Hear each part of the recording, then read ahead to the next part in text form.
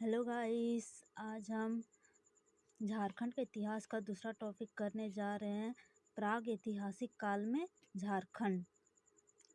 प्राग ऐतिहासिक काल में ऐसे लिखित कोई साक्ष्य नहीं मिलता है। पुरातात्विक साक्ष्य पर जो निर्भर होता है उसी को प्राग ऐतिहासिक काल में रखा जाता है। प्राग ऐतिहासिक काल मुख्य रूप से 3 भागों में विभाजित किया जाता है।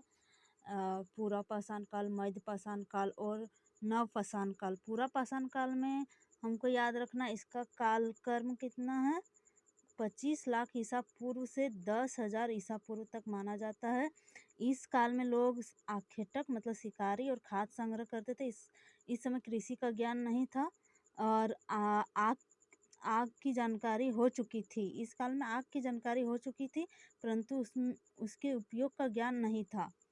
झारखंड में इस काल के अवशेष हजारीबाग, बोकारो, रांची, देवघर, पश्चिमी सिंहभूमि, पूर्वी सिंहभूमि आदि ये मेनली है जो इस काल में पाया जाता है। इस काल में क्षेत्रों से प्राप्त हुए हैं। हजारीबाग से पाषाणकालीन मानव द्वारा निर्मित पत्थर के औजार मिले हैं। मतलब पूरा पाषाण काल में कृषि का ज्ञान नहीं था और इसमें अवशेष मिला है बोकारो, रांची, देवघर से और इसमें निर्मित पत्थर के औजार मिले। मध्य पाषाण काल, इसका कालक्रम 10,000 ईसा पूर्व से 4,000 ईसा पूर्व माना जाता है। इस काल में पशुपालन की शुरुआत हो चुकी थी। ठीक है, मतलब पशुपालन हो चुका था। झारखंड में इस काल के अवशेष दुमका, पलामू, धनबाद, रांची, पश्चिमी सिंहभूमि, पूर्वी सिंहभूमि आदि क्षेत्रों से प्राप्त हुए।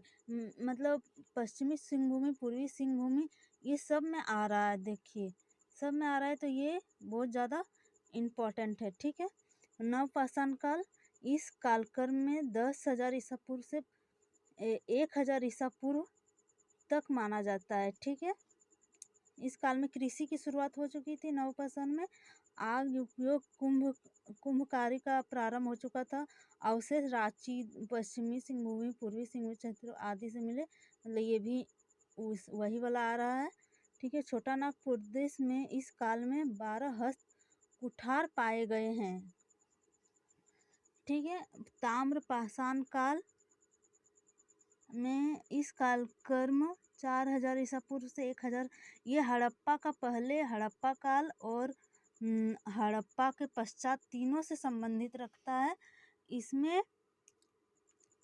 मानव द्वारा प्रयोग की गई प्रथम